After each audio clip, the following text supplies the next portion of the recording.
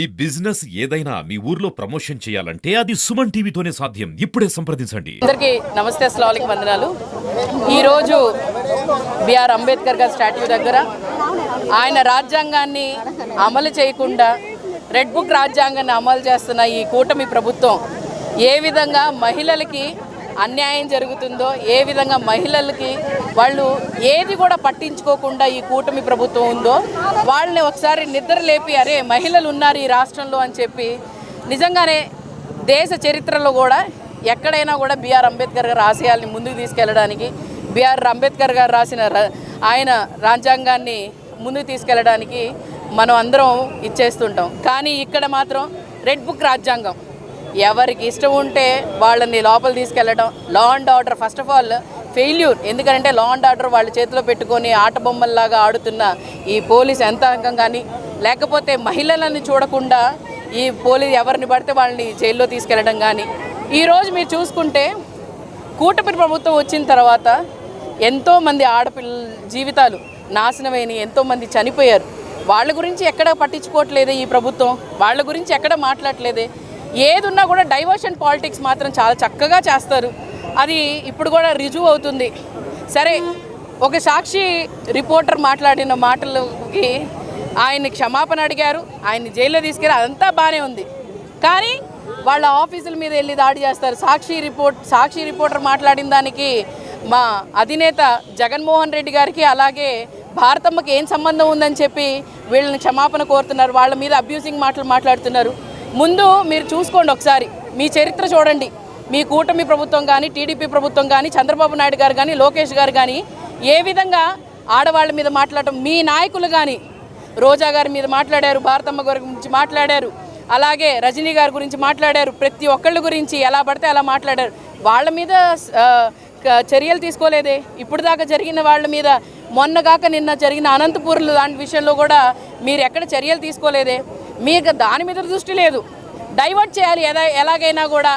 ఇది ఏదున్నా కూడా రాయాల్సింది వైసీపీకే, జగన్మోహన్ రెడ్డి గారికి రాస్తేనే మనకు అంటాల్సిన మట్టి వాళ్ళకి అంటిద్ది అని చెప్పే ఉద్దేశంలో ఈ కూటమి ప్రభుత్వం ఉంది.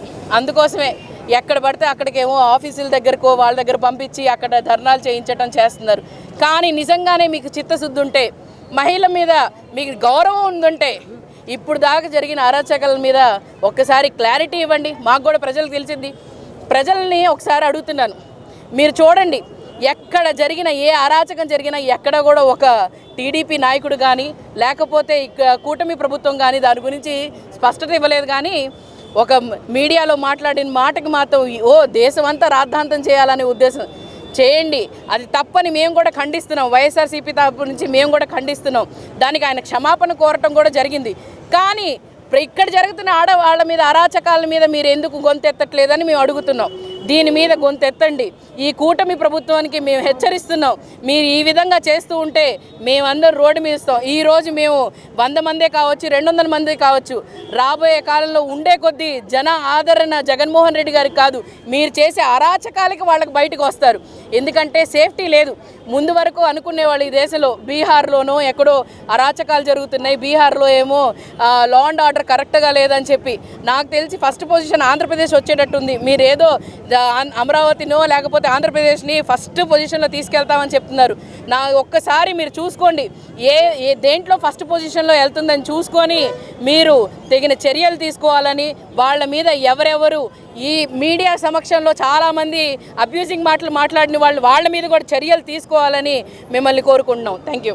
విగ్రహం దగ్గరికి వచ్చి నేను, ఫాతిమా, మాతో పాటు మా వైఎస్ఆర్ కార్యకర్తలు అందరూ ఇక్కడికి రావడం జరిగింది. ఈరోజు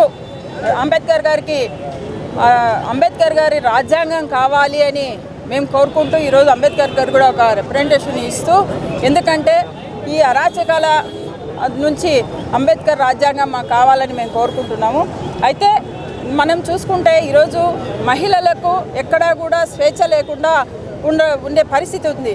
ఎందుకంటే ఈరోజు ఏ మహిళ కూడా స్వేచ్ఛగా తిరిగే పరిస్థితి లేదు. ఎందుకు ఈ విషయం చెప్తున్నానంటే, నిన్న చూసుకుంటే మన అనంతపురం జిల్లాలో అమ్మాయి తన్మయ్, అమ్మాయి నిజంగా ఎంత దారుణం అండి. అమ్మాయిని చంపడం, బ్రాందీ బాటిల్స్తో అమ్మాయి తల మీద కొట్టి చంపడం అనేది నిజంగా ఎంత దారుణం.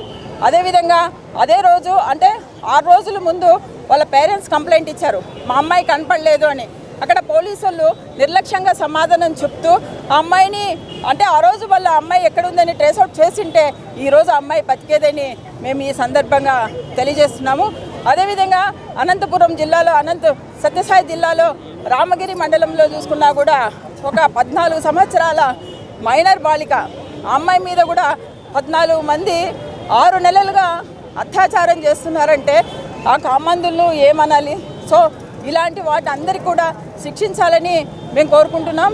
అదేవిధంగా చూసుకుంటే ఈరోజు ఎక్కడైనా సరే పోలీస్ వ్యవస్థ, ఎందుకంటే మేము ఈ సందర్భంగా ఎందుకు చెప్తున్నామంటే ఎక్కడైనా సరే ఆడపిల్లలు కష్టాల్లో ఉన్నప్పుడు ఆదుకోవాల్సిన పరిస్థితి పోలీసుకు ఉంటుంది.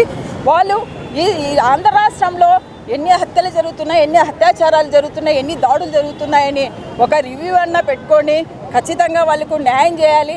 అదేవిధంగా మీరు రివ్యూస్ పెట్టుకునేటట్టయితే ఇన్ని పెట్టుకున్నారని తెలిస్తే ఇన్ని అత్యాచారాలు ఇన్ని దాడులు జరగవు. ఖచ్చితంగా పోలీస్ డిపార్ట్మెంట్ స్పందించి మహిళలకు రక్షణ కల్పించాలి. అదేవిధంగా చూసుకుంటే గతంలో మా జగన్మోహన్ రెడ్డి గారు దిశ యాప్ని తీసుకురావడం జరిగింది. అనేక మంది మహిళలు సురక్షితంగా వాళ్ళ తల్లిదండ్రులకు చేరుకునేవారు. ఏ కష్టాలు లేకుండా కూడా వాళ్ళు ధైర్యంగా ముందుకొచ్చి వాళ్ళ పనులు వాళ్ళు కొనసాగించేవాళ్ళు. అదేవిధంగా ఎందుకంటే అనేకమైన ప్రత్యేకమైన చట్టాలు, ప్రత్యేకమైన కోర్టులు, ప్రత్యేకమైన పోలీసులను నియమించి ఆ రోజు దిశ చట్టాన్ని, దిశ యాప్ను అంత చక్కగా కొనసాగించడం జరిగింది. ఇదే విధంగా నేను ఈరోజు ఒక సందర్భంగా తెలియజేసేది ఏంటంటే సాక్షి డిబేట్లో ఒక జర్నలిస్టు ఆ మాట అన్నప్పుడు నిజంగా అంటే మహిళల మీద వ్యాఖ్యలు చేయడం అనేది మేము ఖండిస్తున్నాము, తప్పేది. అయితే అప్పటికే కృష్ణంరాజు ఆయనను అలాగే మా కొమ్మినేని శ్రీనివాస్ అన్న ఇద్దరు కూడా క్షమాపణ చెప్పడం జరిగింది. క్షమాపణ చెప్పిన తర్వాత కూడా మా జర్నలిస్ట్ మీద అంటే కొమ్మినేని శ్రీనివాస్ గారి మీద అరెస్ట్ చేయడం అనేది దీన్ని మేము తీవ్రంగా ఖండిస్తున్నాము. అదేవిధంగా మీరు చూసుకుంటే దీన్నంతా కలిసి సాక్షిలో జరిగిన డిబేట్ గురించి మళ్ళీ మా భారతమ్మకు రుద్దడం నిజంగా ఇది ఎంత దారుణం అండి. మా భారతమ్మకు రుద్దడం ఏంటి? అసలు ఆ డిబేట్స్లో ఎవరు వస్తుంటారు ఎవరు అనేది అంటే అనేక మంది వస్తుంటారు, వాళ్ళు వాయిస్ ఇస్తుంటారు, కానీ అది భారతమ్మకు రుద్దడం అనేది నిజంగా చాలా ఇది. ఎందుకంటే మా భారతమ్మ నిజంగా భూదేవి తల్లి అంతా ఓపిక, ఆకాశం అంతా మనసున్న మా భారతమ్మకు కళలో కూడా ఆమె ఎవ్వరికీ కూడా అన్యాయం తలపెట్టాలని కోరుకోదు. దయచేసి మా భారతమ్మ మీద ఇలాంటివన్నీ చేయకూడదని నేను రిక్వెస్ట్ చేస్తున్నాము.